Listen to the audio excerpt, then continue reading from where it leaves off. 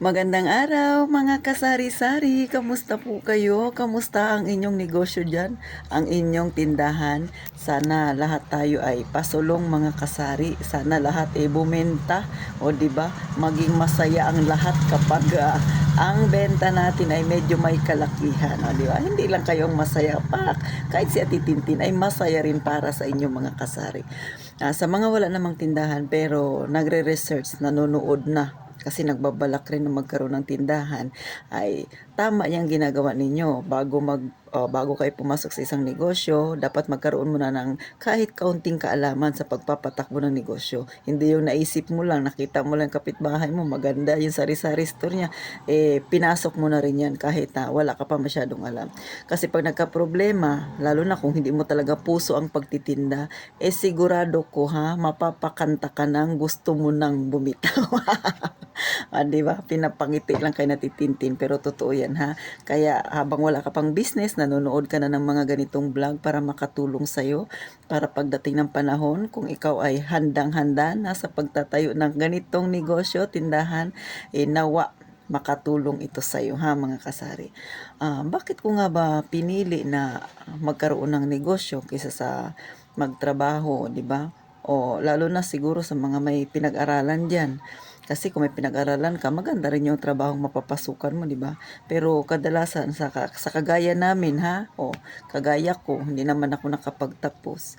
Bakit mas pinili ko na lang na magtindahan kaysa sa maging empleyado. Samantalang empleyado ngayon, medyo malaki na rin naman ang minimum, nasa 395 na yata dito sa amin sa Palawan, ang pagkakaalam ko. Pero kung tutuusin, maliit pa rin yun mga kasari, lalo na kung dito ka sa amin sa Puerto Princesa at wala ka talagang sariling bahay, ay total mo. Kung ikaw ay nagbo-board lang dito, magkano ang boarding house dito sa amin? Pinakamababa ay 2,000, lalo na kung maganda-ganda. Isipin mo, boarding house 2,000, sabi natin pinakamababa. Paano kung namamasahe ka pa? Pagkain mo pa. Minsan sa 2,000 na yan ang boarding house, hindi pa kasama ang tubig ilaw. Pero sabihin na natin kasama na rin tubig ilaw. Kasi dito sa boarding house ng mother ko, 2,000 kasama na yung tubig. Pero yung ilaw may sariling kontador. So, ganun. Siyempre, kung ikaw ay babae, may mga makeup pa yan, may uniform pa yan, Kung sales associate, may stocking pa yan.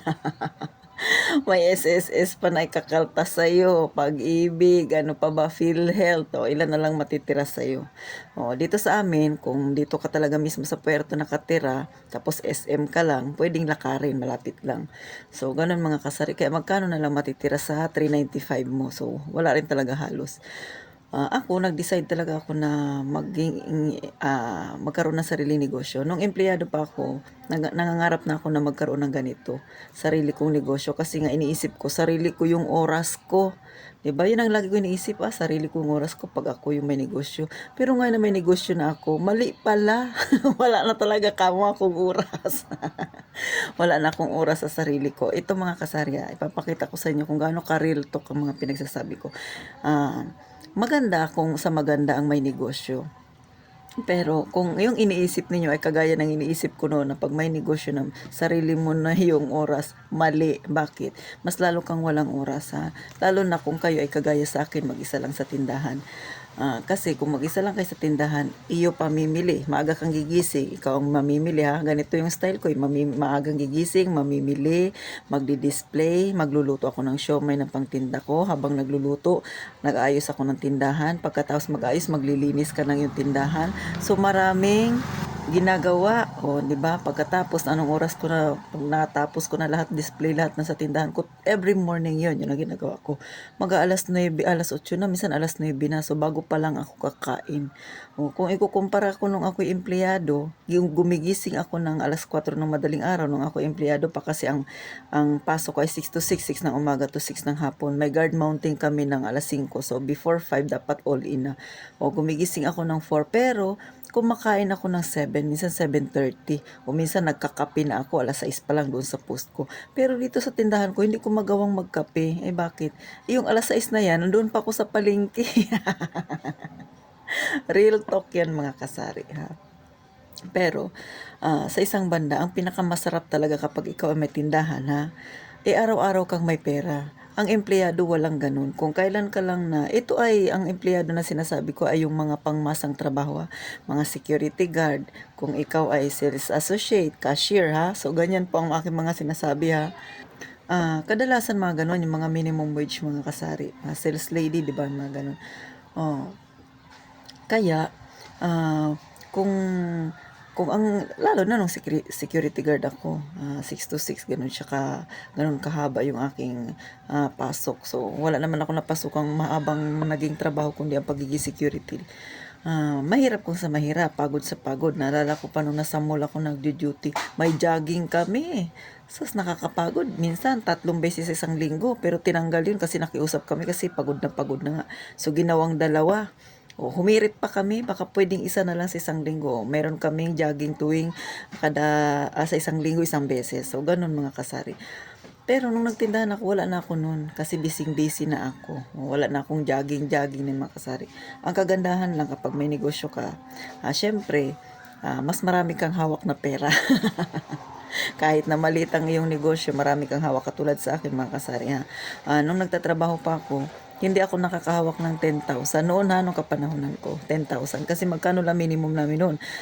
Noon, nag-umpisa ako na naging empleyado ako, 180 dito sa Palawan.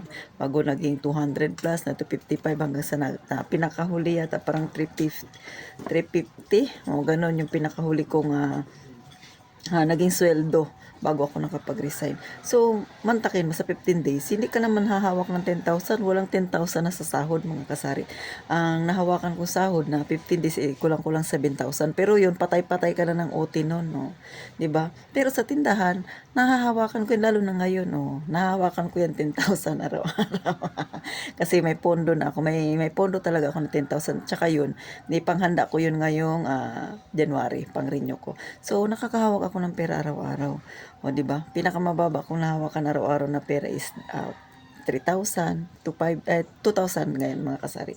Nung empleyado ko, hindi ko yung nahahawakan. Nakakahawak lang ako ng medyo malaking pera kasi nung may sideline ako, nung ako ay merong MSC, Abo, Natasha, Everbelena, yan, lahat napasok yan mga kasari. Tinda ako ng manok, tinda ako ng hotdog, mga frozen food na yan. O, di ba, kung ano na lang pinagtitinda ko, nagtinda rin ako ng alahas, yung mga gold, nagpahiram ako ng pera, o kung ano-ano na. So, kaya nakahawak ako ng ganung kalaking pera. Pero kung sabihin mo empleyado ka, ang 10,000, malaking halaga yan sa'yo, hindi mo yan mahahawakan. Kasi umaasa ka sa minimum wage. Na mga kasari, hindi sa inano ko yung mga nagtatrabaho na dinadown. Pero totoo yan kasi ako yan ang naranasan ko. Hindi ako nakakahawak ng ganung pera. Pero ngayon na may tindahan na ako, nahawakan ko na siya. Bakit? Kasi yung pera ko ay may naiipon-ipon akong pera kasi pang ready sa pang-renew tsaka pang barya mo. Kaya may hawak na akong pera, nahawakan ko na siya. Parang yung 10,000 sa akin ngayon, maliit na lang na bagay. Ganon yung kaibahan ng may negosyo at saka wala. Pero, syempre, yung pera na yun, sa tindahan ko yun, hindi ko personal na pera yun. May pinaglalaanan yun, mga kasari. So, kaya, yun, bakit ko pinili ang pagninegosyo? Noon kasi, yun ang naging mindset ko. Kala ko nga kasi, sarili mo yung oras, pero hindi pala. Pero, dahil nandito sa puso ko yung pagtitinda, masaya ako mga kasari. Kasi nga, katulad ng isang araw, may binili ako, nagsara muna ako ng tindahan. Pero kung ikaw ay may tindahan na, yung pagsasara na yan, minsan wala na sa isip mo, sa totoo lang. Parang ako nga, hindi ko na alam minsan yung date, hindi ko na pinapansin. Kasi pagising sa umaga, mamimili, magdi-display, pagkagabi, ayusin yung tinda, ilalagay naman sa karton, tapos kinabukasan, gigising ka naman. Yun na lang yung nalalaman ko pag tinatanong ako ng petsa, ano na bang petsa ngayon? Hindi ko na alam. Basta ang alam ko, tuloy-tuloy lang ang buhay ko na ganun araw-araw yung ginagawa ko. Sino mga nakaka-relate dyan na mga kasari, na mga may tindahan? Kayo ba ganyan din ba kayo, pares kayo katitintin? Hindi na alam ang petsa. Ang alam na lang umaga-gabi. Ganun na lang. Pero pinagpapasalamat ko mga kasari kasi mas maayos ang buhay ko ngayon na may negosyo na ako. At saka syempre i-update ko kayo sa aking GCash. Okay na mga kasari. Gaya ng mga nasabi ko sa inyo, nagsimula ako ng 500, 1,000. Ngayon po ang aking GCash ay mayroon na ang laman na 5,000 mga kasari. Kaya kasi mas marami ang nagpapa-cash out. Kaya masaya sa titintin ninyo. My GCash journey ay okay na. At saka syempre siyempre paunti-unti nagdagdag na ako ng puhunan. Alam niyo mga kasari, yung aking puhunan, 'di ba sabi ko nag-start lang ako ng 1,000, hinati-hati ko lang yung sa load ko. Eh magkano lang naman yung load yung puhunan ko sa load. So hindi ko siya pwedeng isagad. So, ang ginawa ko, yung aking Cebuana, na sabi ko nga hindi ko sana gagalawin, ginalaw ko. Bakit? Naisip ko, hindi naman kumikita ng ganun kalaki. Sa 1,000, wala namang 20 pesos yung aking Cebuana na 24K. Pero bala ko, ibalik din siya pagka medyo nakapag-ipon-ipon na ako. So, ganun, idagdag ko muna siya. Yun ngayon yung nasa isip ko. Kaya, yung pera na Cebuana ko, nasa akin naman, nasa Gcash ko na siya. Kasi nandoon na nakalagay lahat ng laman. So, para tumubo ako. Pero unti-unti ang ginagawa kong makasari yung tubo ay hinihiwalay ko. Kasi pag nakuha ko na yan yung, kasi nagdagdag ako ng 4,000, so naging 5,000 na siya. Pag nakuha ko na yung 5,000 na tubo na yan mga kasari, ibig sabihin yung nasa Gcash ko, iyan yung tubo ng aking pera na nasa Cebuana. Pag naibalik ko na sa kanya ang puhunan, di ba? So, ganun mga kasari. So, paano mga kasari? Simpleng kwentuhan lang to. Sa totoo lang napakainit ngayon mga kasari. Ngayon ay mag-alas 3 pa lang ng hapon. Kita nyo di ba sobrang liwanag. Pero nagkakape si Ate Tinting kasi napakasakit talaga ng ulo ko mga kasari. Simula kanina umaga pa mga alas 11. Tapos sobrang umiikot na yung paningin ko. So ngayon, sige akong kahiga, nakakatulog ako, may nagkakatok sa tindahan ko. So yan ang mahirap pagka kayo ay mag-isa sa tindahan, kahit masamang pakiramdam niyo, nahiga kayo, may kakatok, tatayo kayo. Kaway-kaway dyan sa mga kagaya ko. Ngayon medyo nahimasmasa na ako, minom ako ng kape, pinagpawisan na ako, kaya nakapag-vlog ako ngayon. So thank you mga kasari, sa ibang mga palaging nanonood diyan, talagang palaging nakasubaybay ka titintin thank you ng marami sa inyo. At saka sa journey ko na pagbablog, medyo marami-rami na tayo mga kasari. Pero sana ma-share ninyo mga kasari para mas dumami pa tayo.